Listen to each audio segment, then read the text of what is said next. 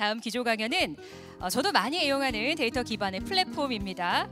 김종윤 야놀자 대표님께서 글로벌 데이터 플랫폼으로 전 세계 여행 시장을 혁신한다라는 주제로 준비하고 계십니다. 김종윤 대표님을 여러분들의 큰 박수로 모시겠습니다.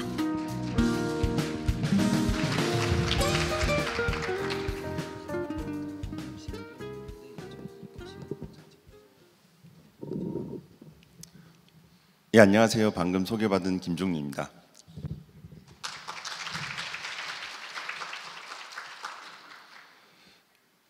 야놀자가 어떤 회사냐라고 했을 때 저희는 글로벌 데이터 플랫폼이라고 말을 하고 있습니다. 왜냐하면 많은 분들이 여행을 가실 때 혹은 뭐 숙소를 예약할 때 혹은 항공을 예약할 때 플랫폼을 쓰기 때문에 아, 예약하는 플랫폼이구나 라고 생각하실 수도 있을 겁니다. 하지만 저희는 전혀 다른 접근 방법을 택했습니다. 한 8년 전이었는데 이미 여행은 온라인으로 예약이 가능했습니다. 그리고 대형 호텔들은 솔루션도 쓰고 있었습니다. 그러면 지금과 같은 레거시 OTA, 온라인 트래블 에이전시라고 불리는 여러분들이 쓰고 있는 부킹 플랫폼이고요. 그 다음에 호텔들이 쓰고 있는 온프라미스 기반의 낙후되어 있는 솔루션, 이 시장을 바꿔야 우리는 성공할 수 있다라고 생각했습니다. 그래서 저희는 눈에 보이는 겉에 있는 B2C 플랫폼이 아니라 눈에 보이지 않는, 마치 저희가 빙하를 보면 위에 조금만 보이는데 아래 엄청나게 큰 얼음 덩어리가 있지 않습니까? 그 얼음 덩어리를 어떻게 만들어야 성공할 수 있는지에 대한 고민을 하면서 지난 8년간 사업을 해왔고요. 그거에 대한 내용을 오늘 말씀드릴 수 있도록 하겠습니다.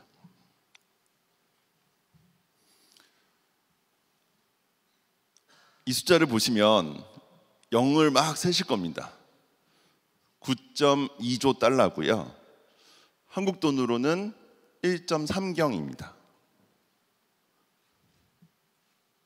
바로 관광시장의 크기입니다.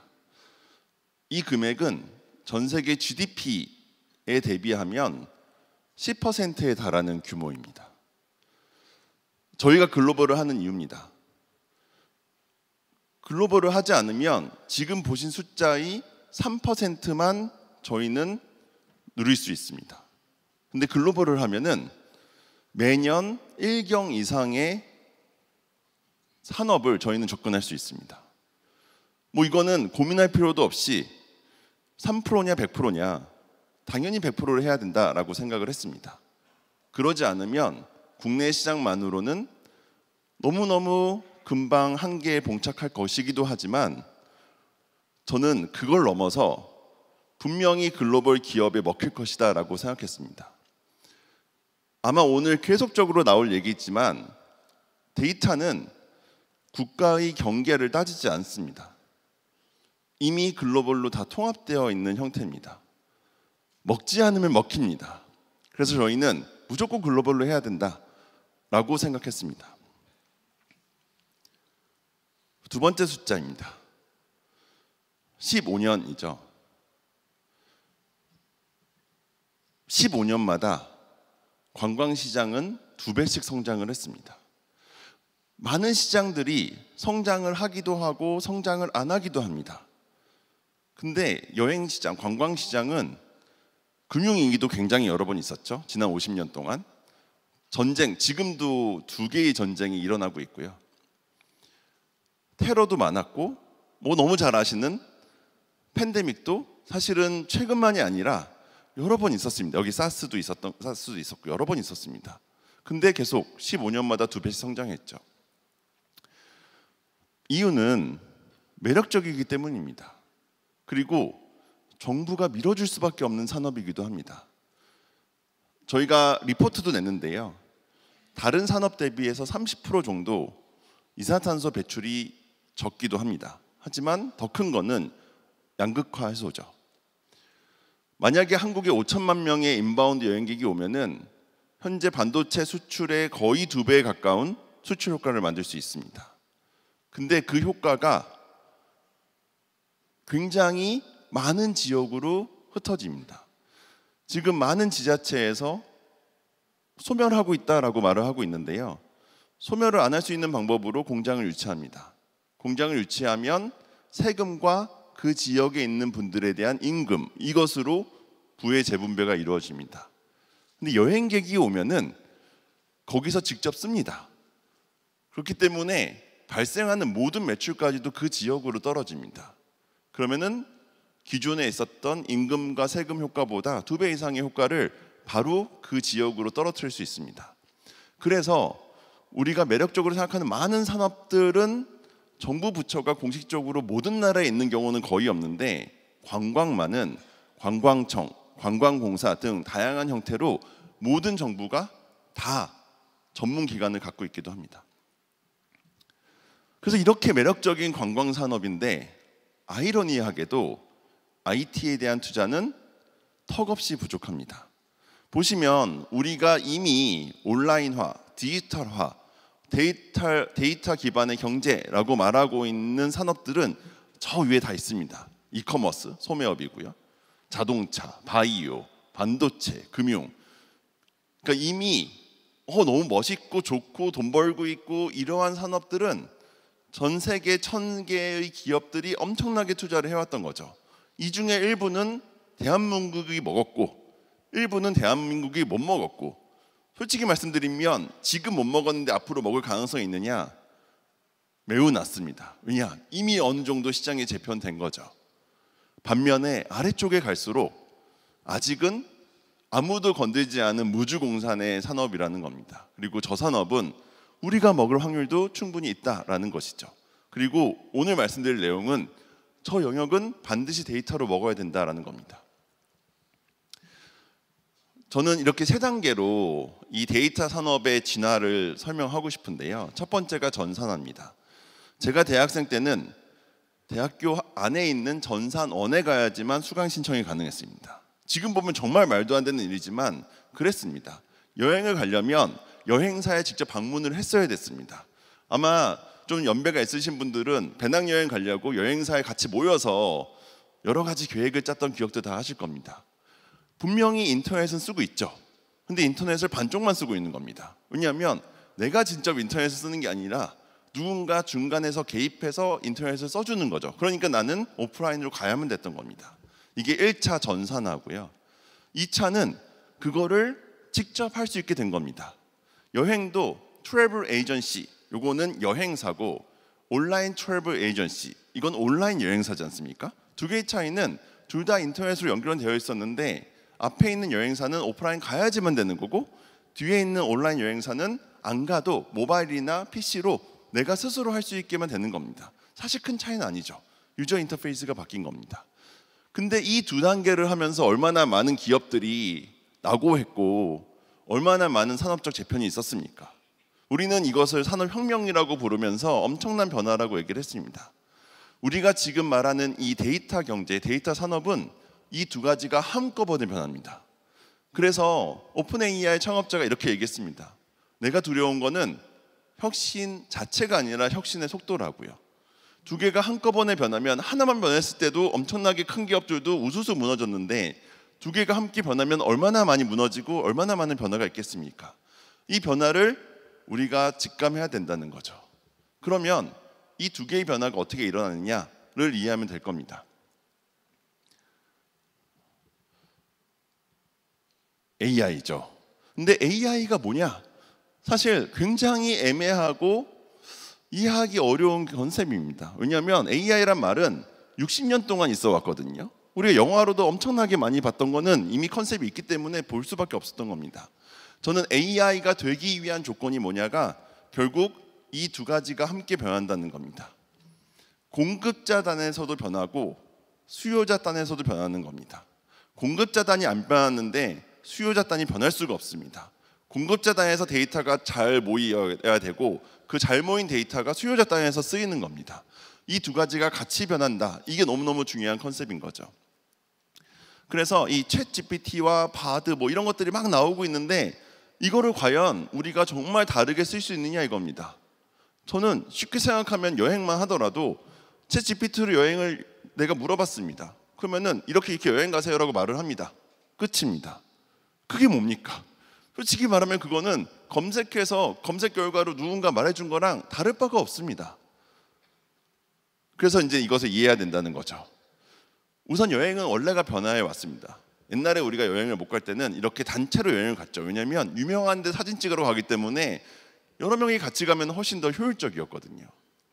그러다가 앞에서 말씀드린 것처럼 나 스스로 여행사가 중간에 끼지 않아도 할 수 있는 온라인 트래블 에이전시라는 산업이 나오면서 점점점 나만의 여행들을 가기 시작했습니다. 다양화된 거죠. 그리고 앞으로는 모든 사람의 여행은 다 개별이 되는 겁니다.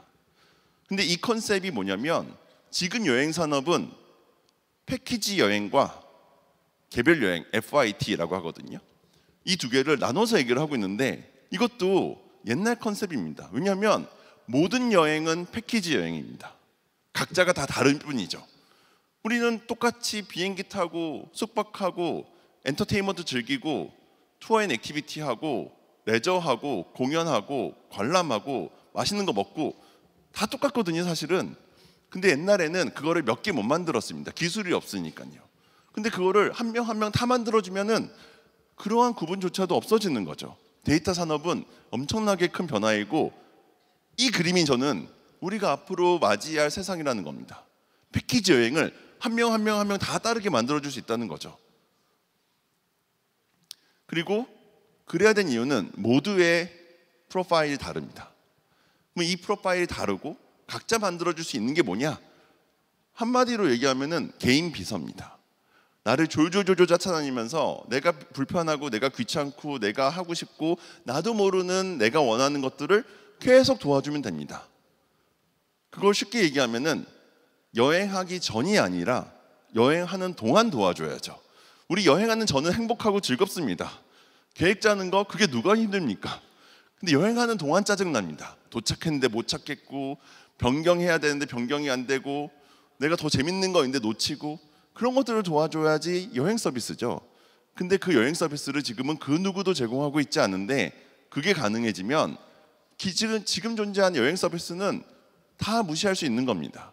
완전 새롭게 변하는 거죠. 근데 그것을 위해서 아까 말씀드린 것처럼 공급단에서의 구조가 바뀌어야 됩니다.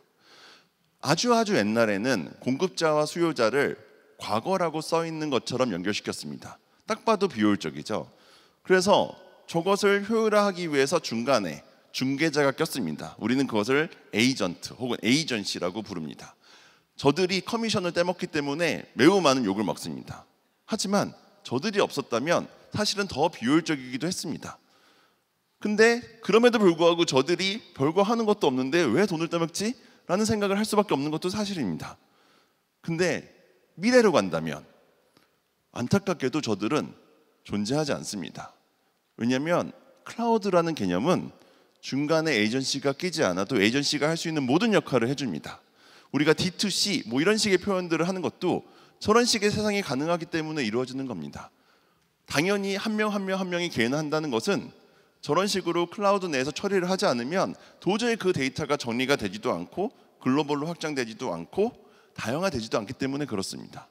저렇게 바뀌는 것 자체가 에이전시가 없어지는 겁니다. 우리는 에이전시를 욕할 게 아니라 에이전시를 안타까워해야 됩니다. 세상이 변하고 있거든요. 그리고 또 하나가 연결하는 방식도 달라집니다. 예전에는 하나로 합쳐져 있는 데이터를 봤습니다. 온프라미스라고 불립니다. 지금은 그렇지 않습니다. 모든 접점은 클라우드로 바로 꽂힙니다. 내가 쓰고 있는 모바일이 어딘가에서 모으나요? 지금은 바로 꽂힙니다. 클라우드 개념도 데이터를 바로 꽂습니다. 마찬가지로 우리가 사물 인터넷 오브 띵스라고 부르는 디바이스들도 클라우드로 바로 꽂힙니다. 모든 게 바로 꽂힙니다. 그 순간 더 이상 데이터를 모으는 중간에 있는 서버 역할을 하는 구조도 없어지는 거죠. 그렇기 때문에 에이전시 역할이 더더욱 없어집니다. 우리는 이거를 탈중앙화라고 부르기도 합니다.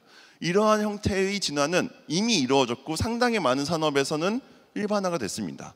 저도 클라우드란 단어를 한 20년 동안 들어왔는데 지금은 모든 사람이 그냥 당연하지라고 생각하지만 그때만 하더라도 기업도 안 쓰고 정부는 당연히 안 쓰고 조금만 보안이 중요해도 안 쓰고 아무도 안 쓰는 거였거든요. 엄청나게 큰 변화를 갖고 있습니다. 그래서 하드웨어도 변합니다. 하드웨어도 더 이상 어딘가에 물리고 인스톨레이션이 필요하고 설치가 필요하고 이런 것들이 없어지는 거죠. 다 클라우드 기반으로 바뀝니다. 저희가 클라우드 키오스크라는 걸 삼성전자랑 같이 만들었는데 개념이 완전 다릅니다. 생긴 건 똑같지만 그냥 갖다 놓으면 끝이거든요. 이러한 방식을 저희가 하면서 저희는 아예 다른 방식으로 성장을 하고 있습니다. 보시면 굉장히 많은 기업들이 2019년하고 비교를 했을 때 다 그냥 코로나 때문에 힘들었던 것도 있지만 아직도 그때와 비슷한 정도의 성장을 하고 있거든요. 근데 저희는 이게 2023년은 전망이기 때문에 저희가 공유드릴 수 없는데 2023년 저희가 훨씬 더 많이 성장을 했고 이 성장하는 트렌드를 보이는 것도 접근 방법이 다르기 때문에 그렇습니다. 저희가 더 잘하는 건 전혀 아닙니다. 접근 방법이 다릅니다. 그래서 저는 그러한 관점에서 산업을 본다면 세상이 바뀐다는 거죠. 여행으로 다시 한번 예를 들어보면 이렇습니다. 야놀자도 예약 플랫폼을 하고 있습니다. 다 아시는 것처럼. 그러니까 저희는 저희 스스로를 사업을 하고 있기 때문에 더 이거에 대해서 절감하고 있는 거죠. 뭐냐면 제가 예약을 하고 호텔을 갑니다. 호텔 가서 예약 플랫폼을 얘기하시나요? 안 합니다. 예약 플랫폼을 꺼내지도 않습니다. 그냥 제 이름하고 여권을 내면은 그러면은 그 호텔에서 예약 프로세스, 체크인 프로세스를 진행해 줍니다. 룸 서비스는 어떻게 쓰시나요? 전화로 합니다. 컨시얼 서비스는 어떻게 하시나요? 1층에 내려가서 로비 옆에 있는 컨시얼 데스크한테 물어봅니다. 말이 되나요? 저는 이거는 여행 서비스가 아니라고 생각합니다. 내가 예약을 하고 당연히 그 서비스를 통해서 훨씬 더 편하게 체크인을 하며 당연히 자연스럽게 그걸 통해서 룸 서비스도 쓰고 내가 추가적으로 하고 싶은 것들을 제한받는 컨시얼 서비스도 당연히 써야 되는 겁니다. 이건 너무 당연합니다. 우리는 이미 앞에서 말씀드렸던 많은 IT 투자가 있었던 산업에서는 그거를 겪고 있습니다.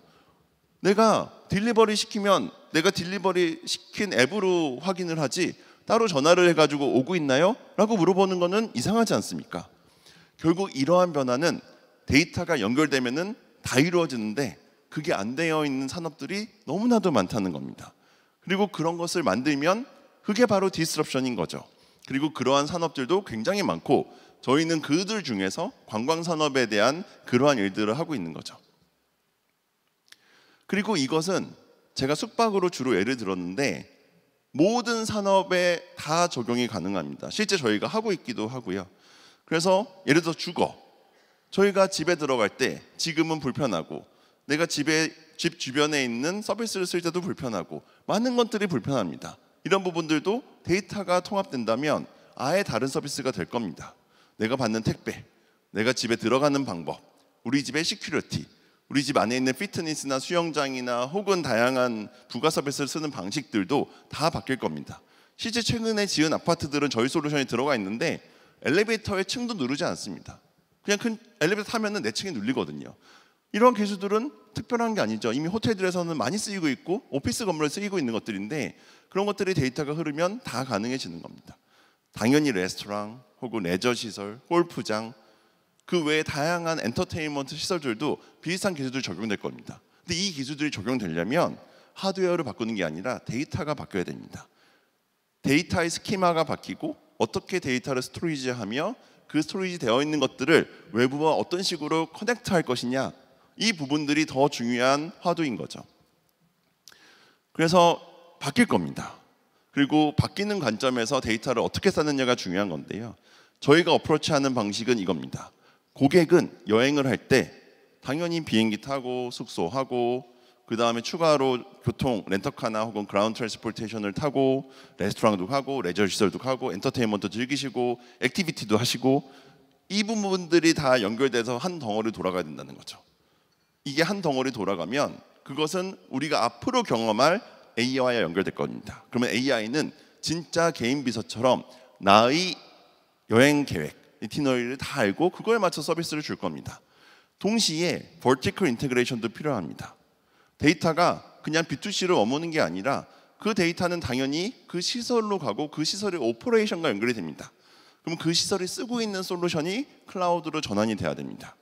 현재 전 세계에서 5만 개 정도의 프로퍼티들, 대부분 호텔인데 이들이 저희의 클라우드 솔루션을 쓰고 있는데요.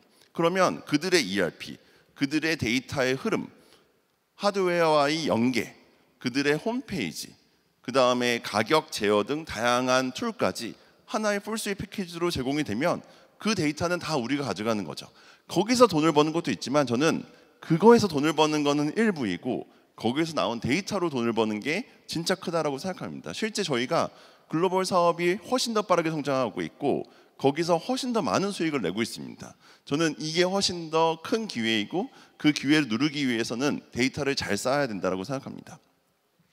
그렇게 다양한 접점으로 데이터가 쌓이는 게 중요하고 그렇게 확보되어 있는 데이터가 데이터 레이크로 구축되고 그 데이터 레이크가 그 누구보다도 차별성이 있으면 그것은 성공할 수 있다는 겁니다. 저는 개인적으로 제너럴한 데이터를 우리가 경쟁력 있는 만큼 쌓는다는 것은 쉽지 않다고 생각합니다. 언어의 한계가 있거든요. 하지만 특정한 버티컬로 언어가 그렇게 중요하지 않은 솔루션 영역으로 파고든다라고 하면은 충분히 가능합니다. 저희가 60개국 언어로 200개국의 사업을 하고 있거든요. 가능합니다. 잘 팔리고 모두들은 좋아합니다. 왜냐하면 거기는 프로세스에 기반한 클라우드 기반의 솔루션이기 때문에 누구나 쓸 수 있거든요. 저는 그렇게 쌓는 데이터, 훨씬 더 깊고 강력한 데이터, 고객의 전체 전이와 공급자의 전체 전이를 커버하는 데이터, 그게 엣지가 있다고 생각합니다. 그리고 그 데이터를 확장하고 글로벌로 가져가는 게 중요합니다. 저희가 2년 전에 소프트뱅크 비전펀드에서 2조 원 투자를 받았습니다. 그 2조 원 투자를 받을 때 저희가 요구받은 게 있습니다. 글로벌 확장, 특히 미국, 유럽과 같은 소위 선진국으로의 확장이었습니다. 그래서 그 2년 동안 그것들을 해왔거든요. 처음에 할 때는 어쨌든 돈 준 이 기관에서 이걸 요구하시니까 안 할 수가 없었습니다. 그래서 열심히 해왔는데 지금에서의 결론은 진짜 이거 안 했으면 큰일 날 뻔했다입니다. 저는 글로벌 확장에 대해서 이렇게 좋은 자리가 마련된 거 너무너무 행복하고요. 사실은 정부에서 용기를 주시고 할 수 있다라는 기회를 주시면 저희 같은 기업들이 무모해 보이는 것들이라도 충분히 도전할 수 있는 것 같습니다. 현재 저희는 30개국에 50개 오피스를 만들었고 그리고 실제 사업은 200개국에서 하고 있습니다. 근데 이렇게 진행함에 있어서 저희가 받은 용기가 되게 컸거든요. 그리고 그 용기들이 더 많은 기업에 확장이 되고 그래서 더 많은 데이터 기업들이 나오고 저희는 그 데이터 기업과 협력하면서 더 또 성장을 이루고 이러한 사이클이 잘 나왔으면 좋겠습니다. 감사합니다.